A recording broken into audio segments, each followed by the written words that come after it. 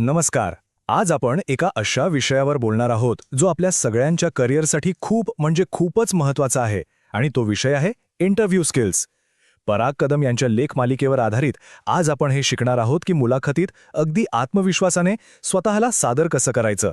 मग तयार आहात? चला सुरू करूया. सुरुवात करूया एका अगदी मूलभूत पण तितक्याच महत्त्वाच्या विचाराने. बघा, इंटरव्ह्यूमध्ये तुम्ही काय उत्तर देता यापेक्षाही ते कसं देताय हे खूप जास्त महत्त्वाचं ठरतं. तुमचं नॉलेज, तुमच्या स्किल्स हे सगळं तुमच्या सीव्हीमध्ये लिहिलेलंच असतं, पण तुमचा आत्मविश्वास, तुमची बोलण्याची पद्धत हीच ती गोष्ट आहे जी समोरच्यावर खरी छाप सोडते. आपल्यापैकी बऱ्याच जणांना असं वाटतं की इंटरव्ह्यू म्हणजे काय, तर फक्त प्रश्नांची एक यादी आणि आपण दिलेली उत्तरं. पण थांबा, खरंच इतकंच आहे का? नाही. इंटरव्ह्यू म्हणजे एक संवाद असतो जिथे दोन्ही बाजू एकमेकांना पारखून घेत असतात. त्यामुळे ना, इंटरव्ह्यूला कधीच परीक्षेसारखं बघू नका. उलट ही एक संधी आहे, स्वतःची किंमत आणि आपली क्षमता सिद्ध करण्याची एक सुवर्ण संधी. तुम्ही त्या कंपनीसाठी किती महत्त्वाचे ठरू शकता हे दाखवण्याची हीच तर वेळ असते. आता बघा, कुठल्याही लढाईत जिंकायचं असेल तर तयारीही लागतेच. इंटरव्ह्यूचंही अगदी तसंच आहे. चांगली आणि पक्की तयारी हाच आत्मविश्वासाचा खरा पाया आहे. तयारी असेल तर आत्मविश्वास आपोआप येतो. मग ही तयारी करायची कशी? तर त्यासाठी आपण 3 सोप्या पायऱ्या वापरू शकतो. पहिली पायरी, ज्या कंपनीत जातोय तिला नीट ओळखून घ्या. दुसरी, तुम्हाला तिथे नक्की काय काम करायचं आहे हे समजून घ्या. आणि तिसरी, जी सगळ्यात महत्त्वाची आहे, काही ठरलेल्या प्रश्नांची उत्तरं आधीच तयार ठेवा. जॉब डिस्क्रिप्शन म्हणजे जेडी हे म्हणजे कंपनीने आपल्याला दिलेला एक इशाराच असतो. त्यांना नक्की काय हवंय हे त्यात स्पष्टपणे लिहिलेलं असतं. आपलं काम अगदी सोपं आहे. आपल्याकडची कौशल्य त्यांच्या गरजांशी जोडून दाखवायची. ही जोडणी जितकी परफेक्ट बसेल तितकी नोकरी मिळण्याची शक्यता वाढत जाईल. काही प्रश्न तर असे आहेत की ते प्रत्येक इंटरव्ह्यूमध्ये हमखास विचारले जातातच. जसं की स्वतःबद्दल काहीतरी सांगा किंवा तुमची ताकद आणि कमकुवत बाजू काय आहे. या प्रश्नांची उत्तरं जर आपण आधीच तयार ठेवली तर ऐनवेळी आपली धांदल उडत नाही.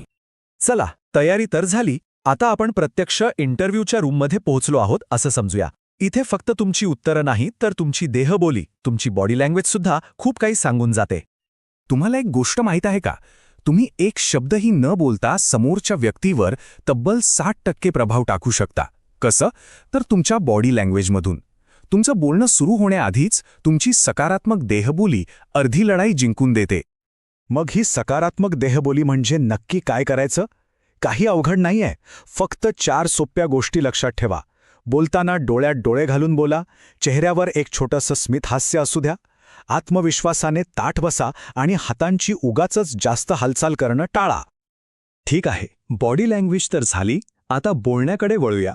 कधीकधी काय होतं, आपण नकळतपणे नकारात्मक उत्तरं देऊन बसतो.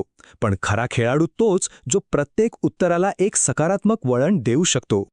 उदाहरणार्थ, मला पगार जास्त मिळाला पाहिजे असं थेट बोलण्यापेक्षा जर तुम्ही म्हणालात की मी इथे शिकण्याची संधी आणि एक स्थिर करिअर शोधत आहे, तर ते जास्त प्रोफेशनल वाटतं. बरोबर?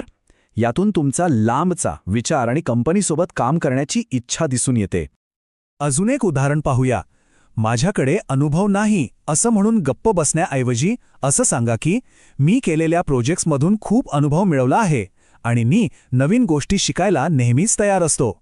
हे तुमची शिकण्याची वृत्ती दाखवतं, जी कोणत्याही कंपनीला आवडते. चला, आता त्या प्रश्नाकडे येऊया ज्याने प्रत्येक इंटरव्ह्यूची सुरुवात होते आणि जो कदाचित सगळ्यात महत्त्वाचा प्रश्न असतो. तुमच्याबद्दल सांगा. या प्रश्नाचं उत्तर म्हणजे तुमची 30 सेकंदांची जाहिरात असते. यात काय काय सांगायचं? सोपं आहे. तुमचं नाव, तुमचं शिक्षण, तुमची मुख्य कौशल्य, तुमचा अनुभव किंवा केलेले प्रोजेक्ट्स आणि सगळ्यात महत्त्वाचं, तुम्ही त्या कंपनीसाठी काय व्हॅल्यू ॲड करू शकता हे अगदी थोडक्यात सांगा. साला, इंटरव्ह्यू छान झाला, तुम्ही बाहेर आलात. पण थांबा, काम अजून संपलेलं नाहीये. एक शेवटची गोष्ट अजून बाकी आहे जी तुमच्यावर एक व्यावसायिक म्हणून शिक्कामोर्तब करते. आणि ती गोष्ट म्हणजे फॉलोअप. इंटरव्ह्यूनंतर आभार मानणारा एक छोटासा साधा ईमेल खूप मोठा फरक घडून आणू शकतो. हे एक असं शस्त्र आहे जे खूप कमी लोक वापरतात. हा ईमेल इतका महत्त्वाचा का आहे? पहिलं म्हणजे तो तुमचा व्यावसायिकपणा दाखवतो. दुसरं, तुम्हाला त्या नोकरीत खरंच किती रस आहे हे पुन्हा एकदा अधोरेखित करतो. आणि तिसरं, इतरांच्या गर्दीत तुम्हाला वेगळं उभं करतो. आणि जाता जाता एक गोष्ट नेहमी लक्षात ठेवा. इंटरव्ह्यू देणं हे एक कौशल्य आहे आणि कोणतंही कौशल्य एका रात्रीत विकसित होत नाही. त्याला वेळ लागतो, सराव लागतो. त्यामुळे प्रत्येक इंटरव्ह्यूला एक शिकण्याची संधी म्हणून बघा. तर मग आता पुढचा इंटरव्ह्यू जिंकण्यासाठी आज तुम्ही यातल्या कोणत्या एका गोष्टीचा सराव करणार आहात? नक्की विचार करा.